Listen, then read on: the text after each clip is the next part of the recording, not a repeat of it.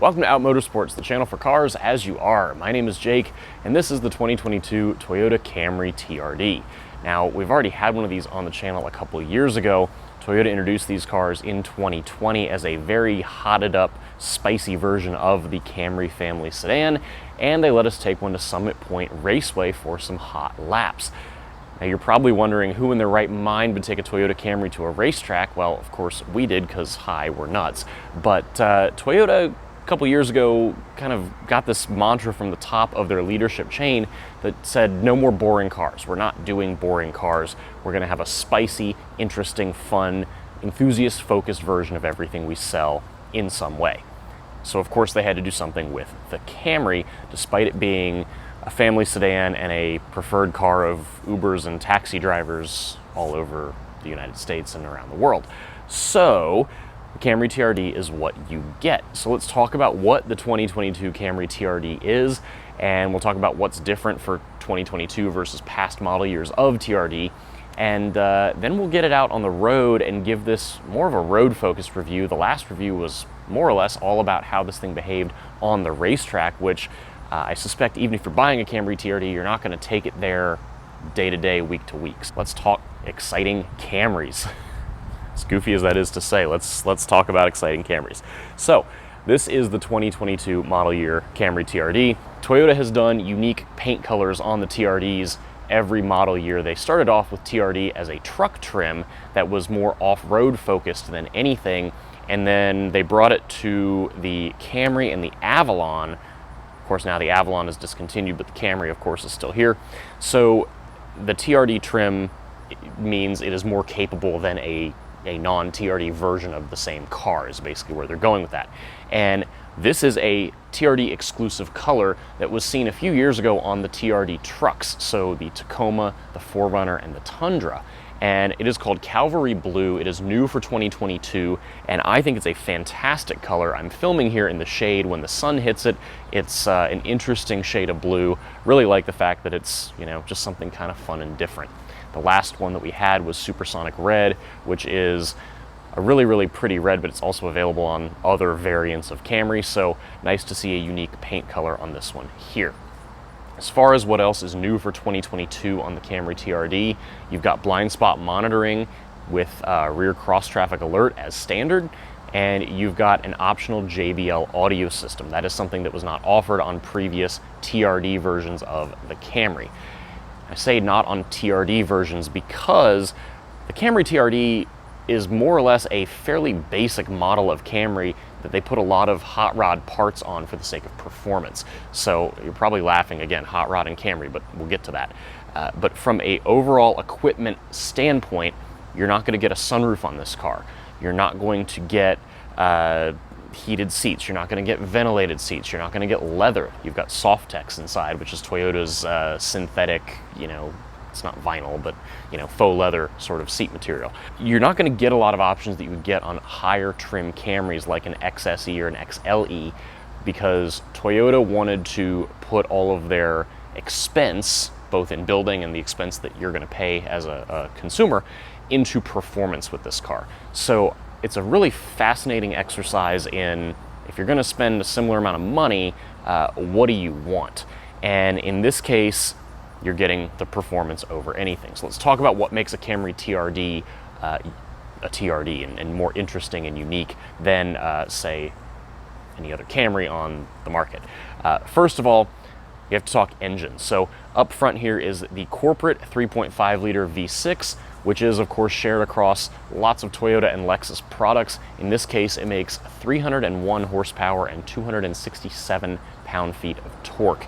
And that power flows to the front wheels only through the Toyota Aisin corporate 8-speed torque converter automatic and an open differential. Those two things I don't love, and we're going to talk about those both more in the driving segment of all of this.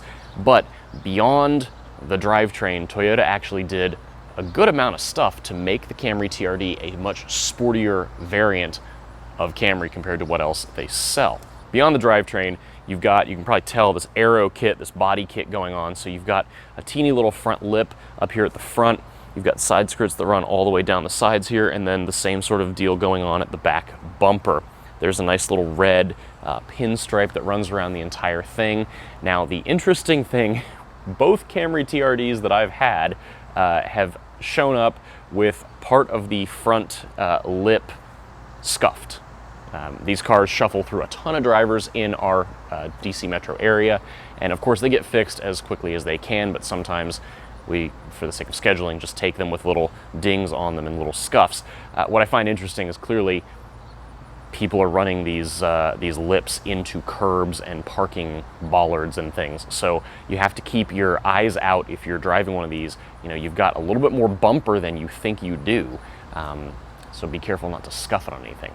Beyond the aero body kit, you know, you've also got your spoiler out here on the trunk lid. It's the cutest little spoiler in the world. I'm sure it has some little bit of aero effect, but you know, day to day, it's not really gonna do a whole lot for you. And then you've got the black roof going on up here. Not every Camry TRD is a two-tone, but most of them will be given the paint options. So this is that black roof with the black pillars going down to the A pillar and the C pillar, with this kind of split right here as it flies back toward the trunk lid. Now, beyond the body kit, you've got unique wheels on the Camry TRD. These are a 19-inch wheel, and you've got a 235 series front tire.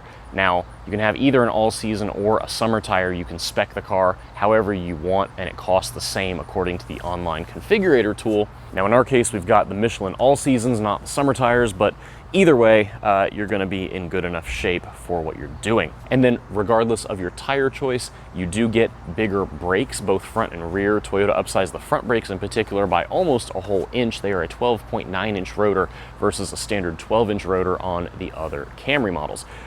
With brakes, we always like to see a bigger brake. It helps both in giving you that initial stopping power, giving you more stopping power throughout your braking application, and dissipating heat if you're on a back road. You can build up heat in the pads and the rotors, and you want to move it away quickly, so the bigger the rotor, the bigger the surface area, you can dissipate some of that heat a little bit easier. So nice to see bigger brakes going on there. And then Toyota did a lot with the suspension here. They didn't just do one or two little things. You've actually got unique shocks, you've got unique spring rates, and you've got unique sway bars on the Camry TRD. So they do all of that to help with overall stiffness, overall cornering ability, and overall chassis feel. So love the fact that they did an entire unique suspension for the Camry TRD versus the other Camry models. And then rounding things out at the rear, you can't see it, but you will hear it on the driving segment. They have a unique catback exhaust going on. So yes, your Camry TRD comes with a factory hot rodded exhaust. I'm using the term hot rodded, I don't know why, but that's just what comes to mind with this car. This is just so fascinating to me that Toyota has done this, because you don't expect a Camry to be something that comes as a factory modified vehicle. It's kind of like when Ford, bear with me here, it's kind of like when Ford did the original Taurus SHO. You know, who expected the Taurus? That was a family car, family station wagon, and they took the sedan version of the Taurus and made it kind of a sleeper. But they did wheels, tires, suspension. Now, in Ford's case, they got a special engine as well. In this case, you're using the same engine that you see in things like the Tacoma, but we'll get into it. It does work here. So, like I said, I get a little bit of like early Taurus SHO from this, because it's just so outrageous that someone else took a family sedan and made it, you know, into something that can appeal to a certain crowd if you want something fun and need to haul some kiddos around, or need to bring clients around, or you know, whatever. You just like having a four-door sedan. So love the fact that they're doing it. Those are the changes to the Camry TRD versus a regular Camry, like what you would get probably as an Uber, which would be to say a gray on gray base model hybrid with 800,000 miles and blown bushings everywhere. This is not going to be that. The driving experience is not going to be that. The passenger experience is not going to be that. So let's get behind the wheel and see how this Camry TRD actually performs on the road. All right, so let's talk about driving the 2022 Toyota Camry TRD. Now, I mentioned the exhaust and the transmission and the differential, so let's start by just going fast in a straight line from slow speed.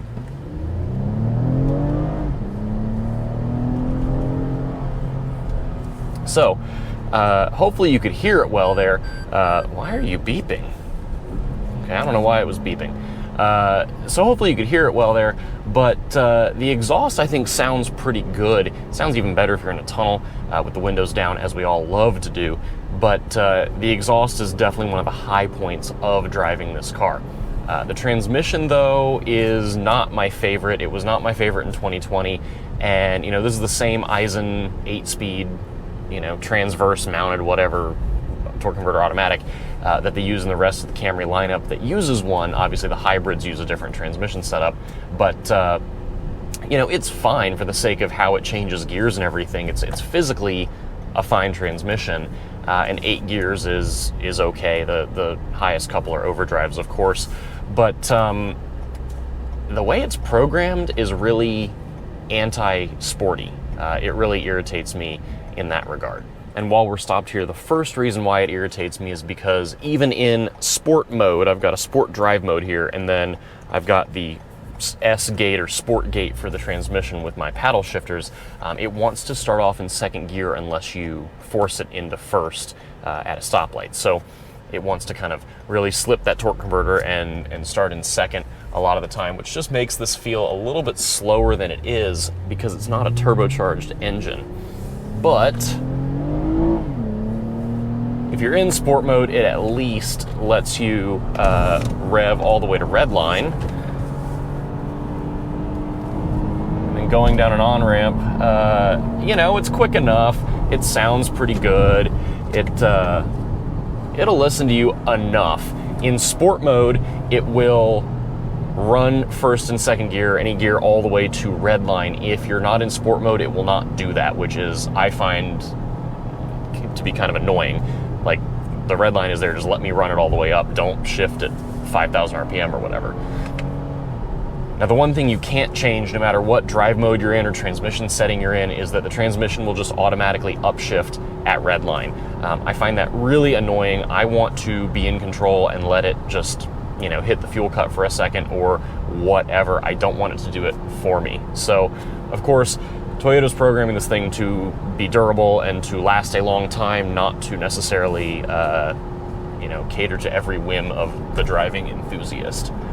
But, you know, at highway speeds, it's quick enough. It's not, you know, it's not turbocharged, so you have to rev it to make power. From about 3,000 RPM to about 5,500, 6,000, it feels really good. It's actually kind of fun to wind out, and the sound it makes is truly the best part about, I think, the whole car.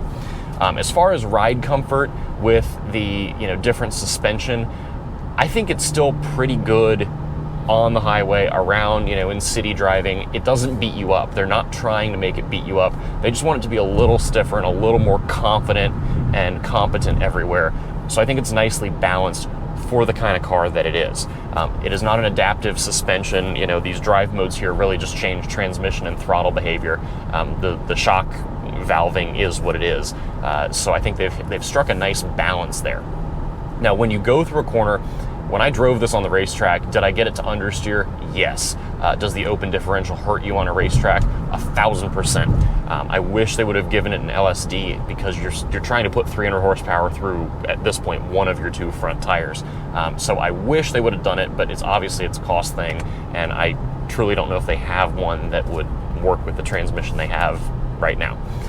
So it does what it can. In street driving, it is generally fine, and you'll never really notice it unless you are applying a lot of power and you hit a road imperfection where there's like a bump or something and you unload the front end. Then, as with any car, it wants to skip and hop, and because it's an open diff, the traction control does all the work there, and it just kind of has to sort out where the power can go, which, not a crazy thing, not really something that would turn me off of buying the car, but just kind of interesting behavior. I think they do a generally good job managing power. There's not a ton of torque steer, even from a stop in first gear away from a red light or something. You can just mat it and it'll do its thing, and it's generally fine. And then, of course, we have to talk about brakes and brake feel with those upsized brakes on the Camry TRD. I think initial pedal feel and initial bite is a touch soft for my preference, but it feels pretty decent. The brakes have plenty of stopping power, You just have to be okay, you know, sinking your foot in there a little bit to make it stop. And you may not feel that super crazy initial bite, but again, Toyota's going for balanced with this. Now, as you are going through the brake pedal travel to stop, you know, with more and more pressure on your foot, I do think the pedal feels a touch soft for my preference. Again, it's not scary or anything, it's totally fine. I would just prefer a slightly firmer pedal. Now, I'm driving this in manual mode right now just because it's what I do out of habit. If you kick it back over to drive, it will settle right into 8th gear at highway speed and turn under 2,000 RPM at 60 miles an hour, which great for cruising. There is no exhaust drone. There's nothing at highway speeds to really remind you that you're driving a special sporty Camry, and that's a good thing because, you know, if you're road tripping this car, you just want it to be a car on boring, flat, straight highway drives. If you put your foot into it and, you know, you want it to downshift, then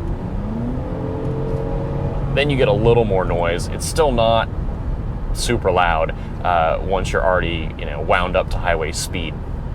I do think if you're in automatic mode, this is one of the reasons I've been driving this in, holy shit, that Corolla just about bit it. Wow. Whew. All right, well, I just almost watched a Corolla go into the back of another Corolla. That would have been exciting. I'm gonna move out of the way and let this guy go 800 miles an hour on his donut spare tire, because that seems safe. Anyway, back to the car. Transmission behavior. When you put your foot in it to pass, this thing wants to be in 8th gear all the time. That's how they've got it programmed. It's for the sake of fuel economy and for, you know, general unobtrusiveness when you're driving day to day. It takes a long time to figure out what gear it wants to be in, and then it will zing you toward the top of the power band because that's where this motor makes power, and that's just kind of how they've got it programmed. So if I, you know, pull out to pass this RAV4, I'm surrounded by Toyotas. You can hear it takes, there's a couple gears in there where it, you know, all the power. And then you're toward the top of the revs and it upshifts again. So it's a lot of gears, and I just wish they had programmed it to downshift a little quicker. I think it does the best it can with the inputs that I'm giving it and that it's being, you know, that it's programmed to handle. But the transmission, I said this in 2020 and I'll say it again, I think the transmission kind of kills the vibe of the car a little bit because even when you're in manual mode, it doesn't 100% listen to you. So it's like really, really close to being very well executed. But the transmission just kind of, it's not my favorite. Now that said, this is still a comfortable place to spend time. I've put almost 300 miles on this car, driving it around back roads and highways and everything in between, and I think it's nicely balanced for someone who wants a zhuzhed up, interesting version of an affordable four-door sedan that they can use to carry their family around or carry clients around or whatever. I mentioned that comparison to the Taurus SHO because it feels a little bit like that. You know, you've got slightly different seats, a slightly different suspension, a different motor. I'm going to say different motor in the sense that most Camrys are not sold with the V6. A lot of them are going to come with the 4-cylinder or the hybrid. V6 sales are generally not the bulk of Camry sales. So this is a special, interesting Camry, but it's still a Camry. Much like the Taurus SHO was a special, interesting Ford Taurus. So you've still got a good just car at its core. I think the seating position is pretty nice. You've got nice visibility everywhere. This is a nice car to just drive places. Now, the fact that it's based on a lower trim level of Camry is fine unless you're someone that cares about a ton of options. I really wish it had a sunroof, weight penalty and center of gravity and all that, be damned. I would love a sunroof because I like sunroofs in general. This one has single zone climate control, which I think is fine. It does not have heated seats, which it's 100 degrees today, so I don't miss. But in the winter, I probably would. Otherwise, I mean, it's generally like well screwed together. I was missing out on a premium audio system in 2020 because they didn't offer one, and the bass audio I thought was not that great. You can get JBL in these now, and it's about a $1,000 upgrade, and it is worth it. Is it the best sound system ever? No. Is it good enough for 99% of buyers? Yes. Do not get in it and crank the bass all the way up. I'm always amazed at some people will change the settings in these cars, and when you send them from one reviewer to the next, it's just wild. I don't know who had this before me, but they had the bass turned all the way up, so it was like almost off the screen, and it was rattling the back parcel shelf. But if you turn it back down and balance things back out, it sounds pretty good. Everything's good enough for, again, this kind of car and the price point that it is sold at. Now, the one other thing that comes to mind that's a slight irritant is the gauges in this car. So Toyota for the TRD did red gauges in front of you, because red means sporty. You know, BMW did red gauges, Pontiac did red gauges, and that is, to borrow the Pontiac term, driving excitement. So love that they gave red gauges here. However, the gauges are backlit red all the time, or the faces rather are red print. So during the day, the needles light up red, they're easy to see, but the gauges are not really bright, even with your lights turned off, you know, at you know, sunlight high in the sky here. They're hard to see with sunglasses on. And then at night, you've got these beautiful red gauges that are really, you know, they contribute to the sporty aura of the car, but everything else that's backlit, the steering wheel buttons, the center stack buttons, you know, anything else is the same kind of icy blue that every other Camry gets. So I would really love to see them commit fully to doing red LEDs behind all your buttons and controls, or maybe not. Maybe just go with white with the gauges or something. All right, that is it for this review of the 2022 Toyota Camry TRD. Thank you so much for coming along. As always, please be sure to like, share, comment, and subscribe right here on YouTube. We so appreciate that support. You can also give us a follow on Facebook, Instagram, and Twitter at Out Motorsports. And if you would like to connect with a community of LGBT automotive enthusiasts and motorsports competitors, head over to outmotorsports.com. We have a whole community over there, and we would love to have you join us for some virtual events and in-person events, both for the rest of this year and into 2023. Thank you so much for watching. Please stay safe, be well, and we'll see you again soon.